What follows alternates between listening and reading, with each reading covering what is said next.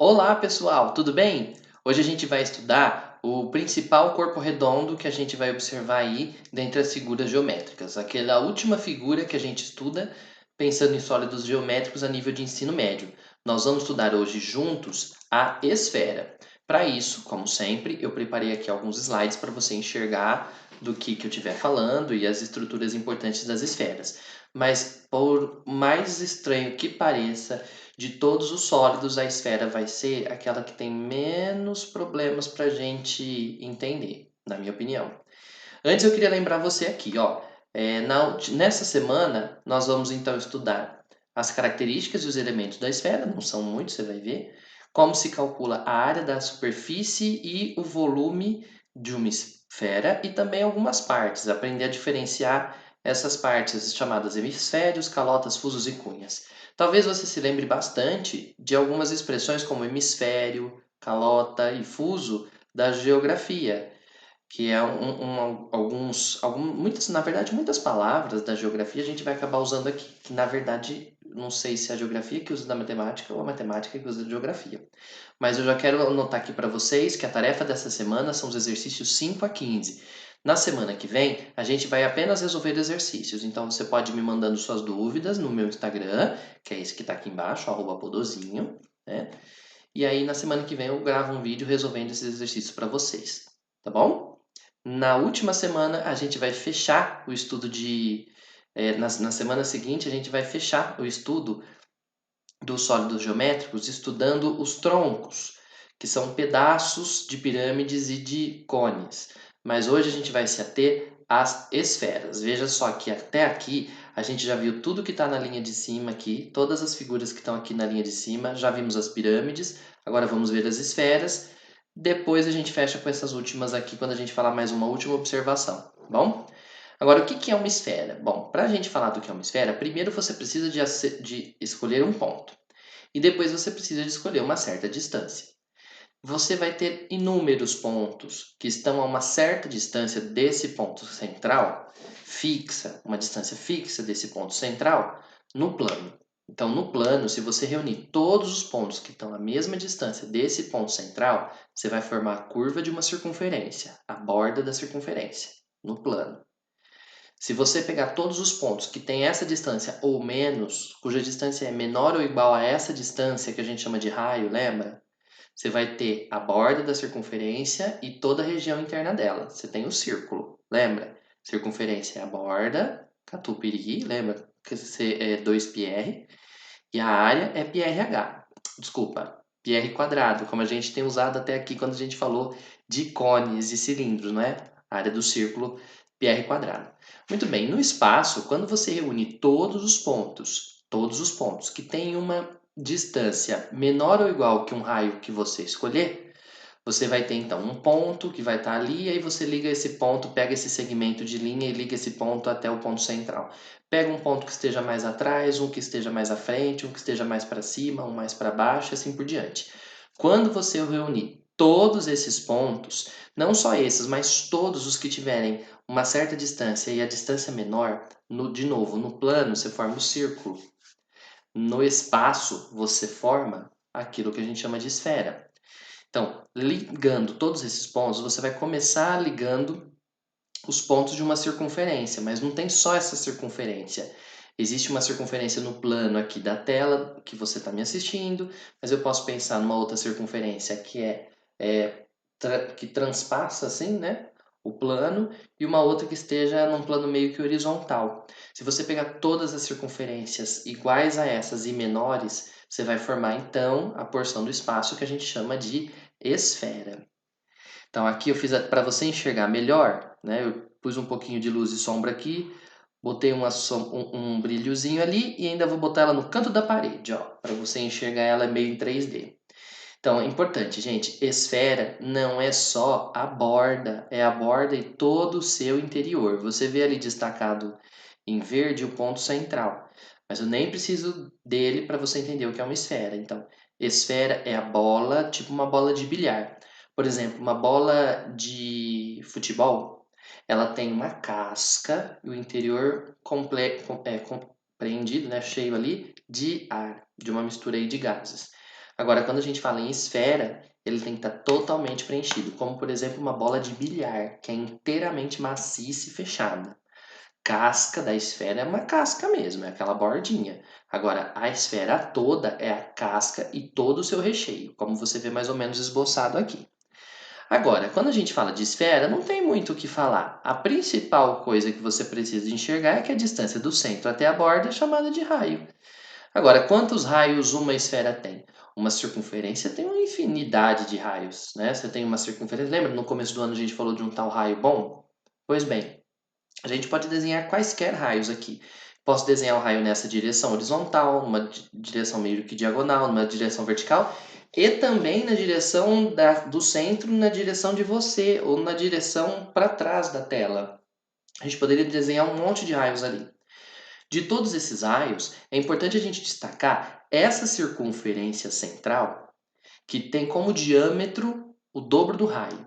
Né? Seria a circunferência que se você girasse, formaria a bola toda, a esfera toda.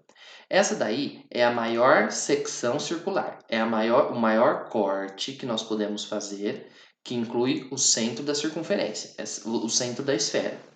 Essa circunferência aí, a gente chama de circunferência equatorial, aquela que passa na região do equador da nossa esfera. Então, todas as linhas que vão passar aqui, né, bem ali no centro, a gente chama essa principal de linha do equador mesmo. Assim como a gente chama a linha do equador no globo terrestre.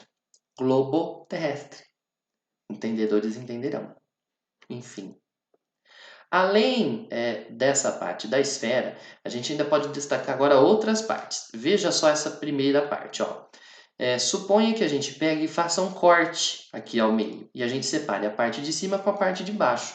A gente tem então meia esfera para cima, meia esfera para baixo.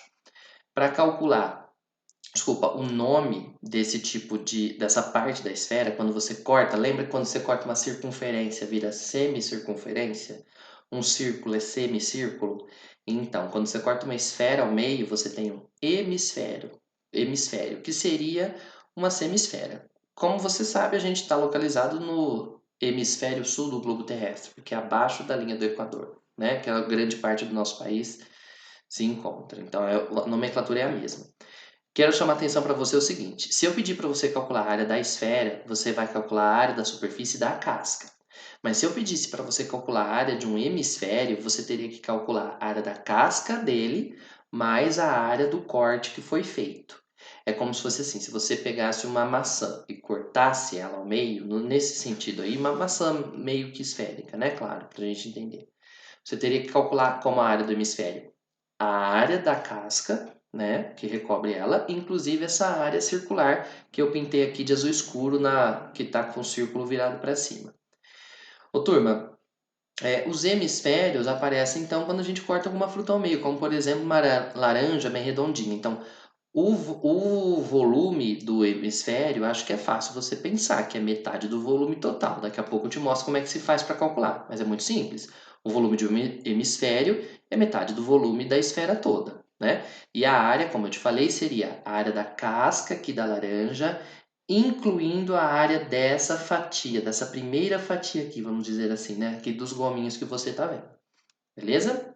Agora, além dos hemisférios da esfera, a gente ainda pode falar de outras figuras interessantes. Essa daqui, particularmente, é curiosa. Ó.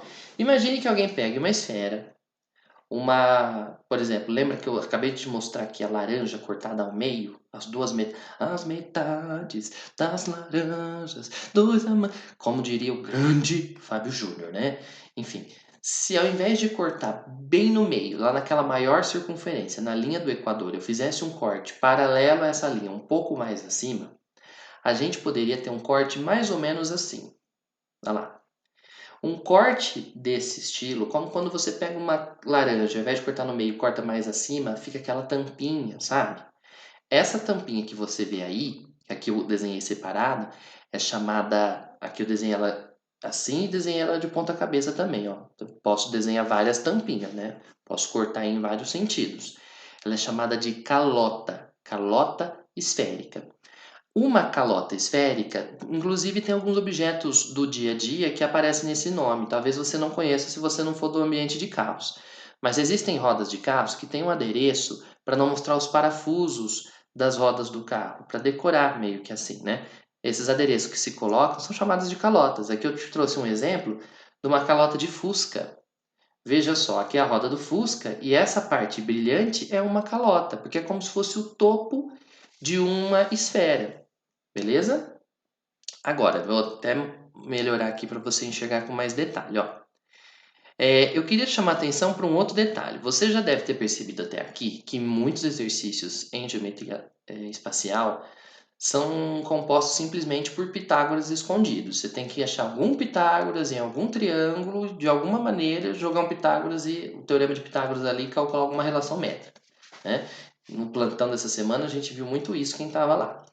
Agora, aqui, repare o seguinte: esse plano que eu usei para fazer o corte, ele está a uma certa altura lá do centro da esfera. Eu vou tirar esse plano daqui para não atrapalhar, ó. E quando ele corta a esfera, ele produz aqui um círculo, ó, um círculo cujo raio é um pouco menor, né, no caso, do que esse raio aqui, que é a maior distância possível entre o centro e a borda.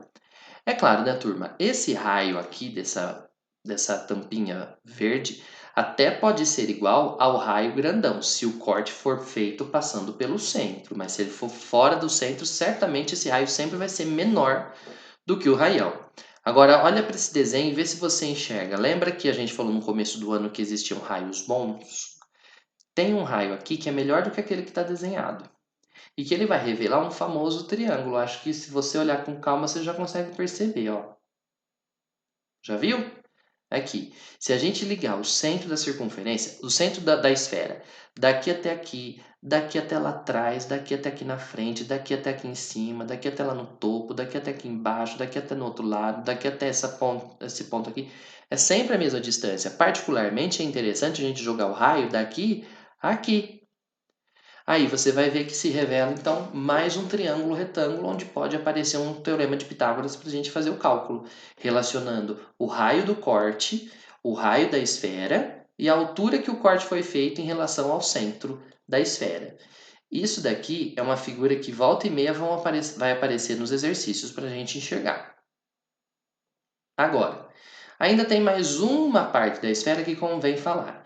Imagine que eu tome aqui na esfera e trace uma linha do polo sul ao polo norte, passando pela borda aqui da circunferência. Tá aqui, ó. Eu desenho aqui o eixo central, o eixo de rotação, vamos dizer assim. Ligando o polo norte ao polo sul, através da superfície da esfera, eu posso desenhar essa linha vermelha.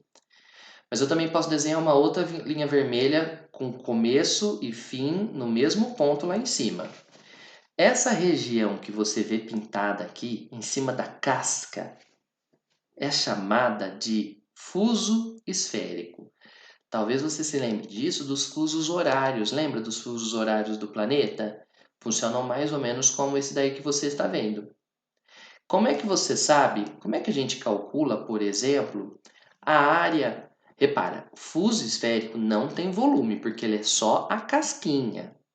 Sabe, só a casquinha, como quando você tira aquela casca da banana, que ela fica meio tortinha assim, é isso, é só a casquinha.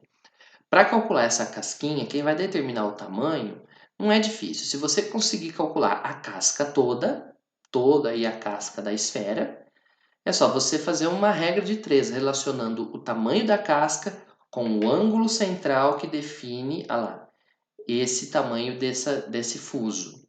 Então, quem define o tamanho do fuso esférico é esse ângulo central que o fuso faz entre a linha do equador, é importante lembrar disso, a linha do equador e a linha central. Então, por exemplo, se esse ângulo for 180 graus, você está falando de metade, então é só fazer a área da superfície total e dividir por 2. Se for 60 graus, é só você fazer a área da superfície total é um giro de 360, a área desse fuso equivale a tantos graus. Faz uma regra de 3 e acabou. Agora, se ao invés de olhar para o fuso, você olhar além do fuso, você pegar também toda essa parte, como se você fizesse um corte assim e tirasse um pedaço dali dessa esfera, como se fosse um gomo de mexerica, um gomo de tangerina, um gomo de limão, de laranja.